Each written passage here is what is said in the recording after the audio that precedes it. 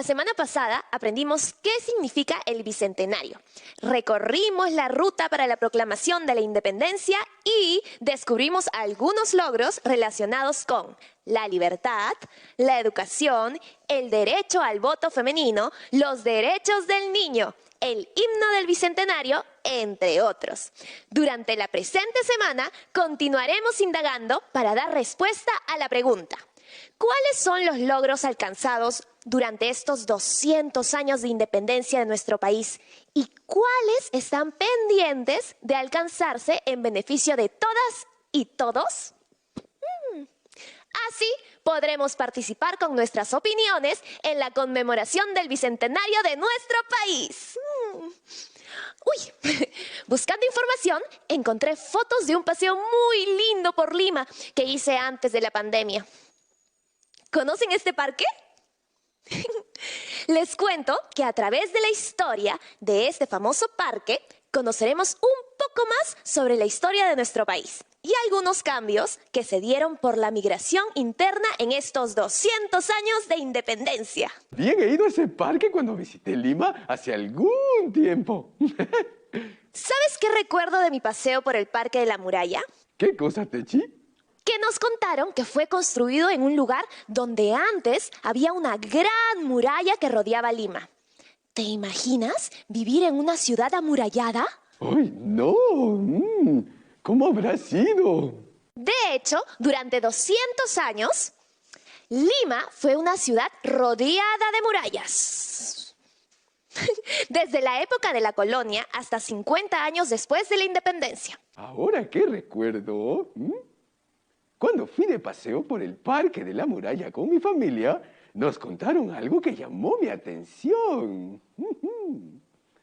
Nos dijeron que la construyeron para impedir que los piratas llegados por el mar pudieran ingresar a robar y asustar a los habitantes de la ciudad de Lima en aquella época. ¿Piratas? Escuché que nunca habían llegado los piratas a la ciudad de Lima. Solo llegaron al puerto del Callao. Sí, pero los limeños de aquellos tiempos creían que en algún momento entrarían a Lima y por eso hicieron lo posible por construir una muralla para protegerse de ellos. ¿Piratas? ¿Murallas? ¡Oh! ¡Qué interesante!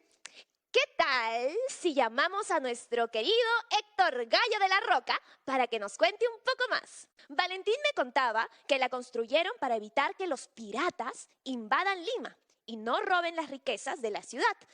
Pero yo tenía entendido que los piratas nunca llegaron a Lima. Uno de los primeros en llegar al Callao fue el famoso corsario Francis Drake, quien saqueó los barcos y puertos que se le atravesaron en el camino. Luego llegaría el pirata Thomas Cavendish, quien llegó a Paracas enviando un mensaje de ataque hacia el Callao. Sin embargo, no continuó con lo planeado y se dirigió hacia el norte. La última vez que se vio un pirata en el Perú fue en el puerto de Arica en 1680. A partir de esto, los limeños sintieron mucho miedo de que los piratas volvieran al Perú y atacaran Lima, ya que esta ciudad era una de las más ricas de la colonia, por ser la capital del virreinato. En Lima, por ejemplo, estaba la Casa de la Moneda, donde se fabricaban monedas de oro y plata para todo el continente. Además de ello, muchas familias tenían acumuladas sus riquezas. Por ello, decidieron construir esta gran muralla para protegerse. Ahora entiendo por qué querían construir esas murallas. Entonces, a partir de ese momento comenzaron a construir la muralla. Te cuento que no fue tan rápida la construcción de la muralla, pues tomó muchos años. Y ni siquiera esa fue la primera vez en que se propuso construir una. En 1537, Francisco Pizarro solicitó a la corona la construcción de esta muralla para proteger a Lima de ataques piratas y rebeliones. Pero la corona rechazó su pedido. En esa época, los españoles y los incas aún peleaban por obtener el poder de nuestros territorios del Tahuantinsuyo. Eso pasó con Manco Inca, que se rebeló contra los españoles por querer recuperar el Tahuantinsuyo y llegó a rodear Lima en 1536. Entonces, los españoles que vivían en Lima tenían mucho miedo a los piratas y también a las rebeliones, pero tardaron mucho en construir su muralla para protegerse. Así es, mi estimada. Recién pudieron empezar a construirla en 1684, durante el gobierno del virrey Melchor de Navarra y Rocaful. ¡Ay! ¡Wow! ¡Ay, Héctor! Eso fue hace casi 400 años. ¿Cuánto tiempo ha pasado? Quienes construyeron las murallas fueron los indígenas, utilizando adobe y piedras como base y ladrillos para lograr la altura adecuada. ¿Y sabes cuánto tardaron en levantar la muralla? ¿Puedes imaginar cuánto medían, querido Valentín?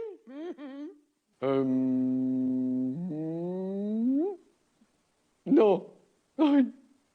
Bueno, se dice que las murallas fueron construidas aproximadamente entre los años 1684 a 1687. Al terminar la construcción, la muralla medía 5 metros de alto y tenía 10 puertas. ¡Ay! Cuando fui al parque, vi una gran muralla. Era enorme. ¡Ay! ¡Qué grande era! ¡Ay! Grande e imponente. Pero al final esta muralla nunca fue atacada por ningún pirata, corsario o rebelde alguno. Entonces las riquezas de los pobladores que vivían en la ciudad de Lima estaban a salvo. Bueno, en realidad, solo unos pocos eran ricos, porque también estaban los mestizos, los esclavos y los indígenas. Estos últimos eran explotados y además muy pobres. ¡Wow, Héctor! ¿Y quiénes eran los limeños que tenían tantas riquezas? Por lo general, eran los principales comerciantes españoles y criollos. En cambio, los indígenas y esclavos vivían en un lugar que estaba amurallado y se llamaba Cercado de Indios. Héctor, cuando fui al Parque de la Muralla, vi algunos restos de la muralla. ¿Qué pasó con ella?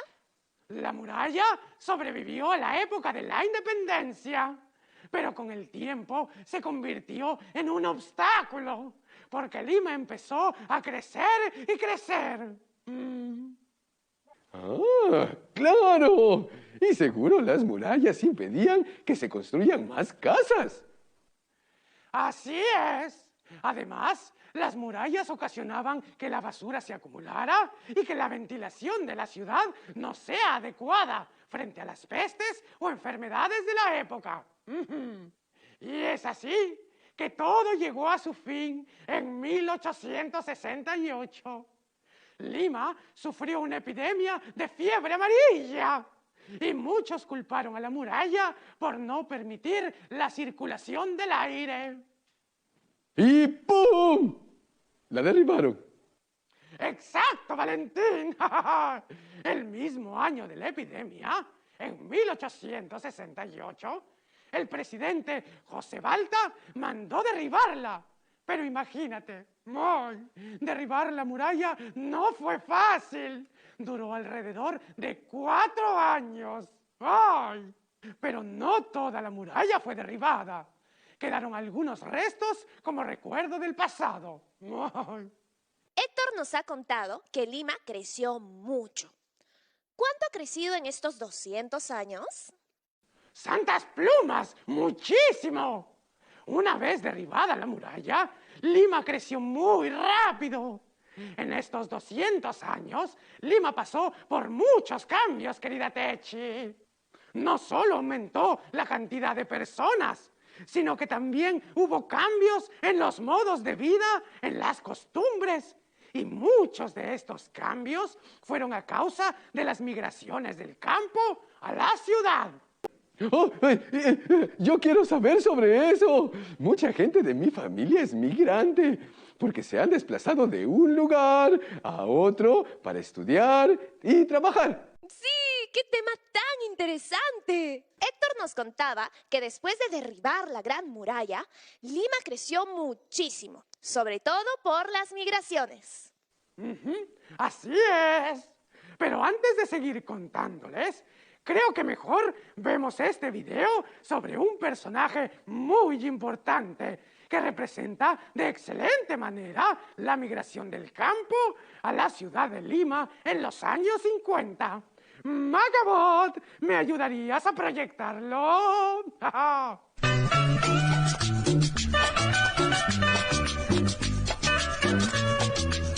Lorenzo Palacios Quispe es Chacalón, la voz e imagen de la migración del campo a la ciudad que reconfiguró a Lima y la convirtió en aquella capital donde nadie y todos somos a la vez provincianos. Recuerdo que hace algún tiempo también hablábamos de la migración. La migración es cuando las personas se desplazan de su lugar de origen a otro distinto, con la finalidad de mejorar sus condiciones de vida o buscar progresar. Así es, querida Techi.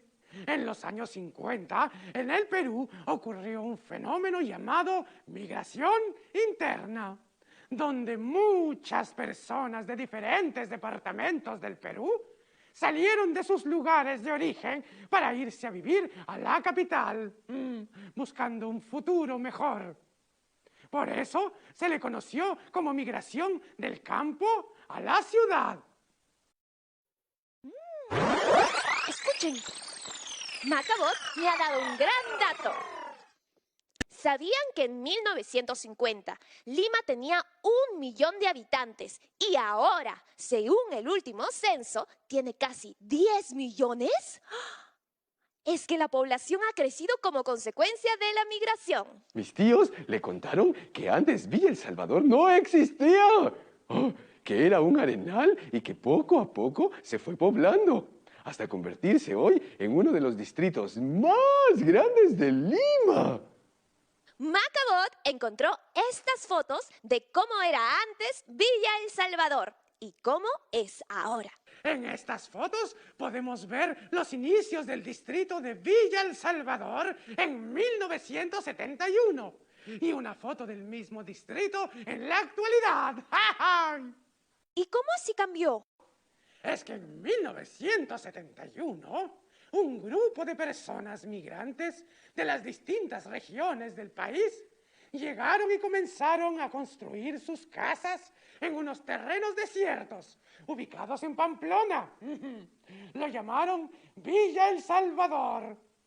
A lo largo de estos años se convirtió en un distrito y con el pasar del tiempo lograron instalar servicios básicos y, gracias al esfuerzo y trabajo de sus habitantes, Villa El Salvador se modernizó y se convirtió en el gran distrito que ahora conocemos.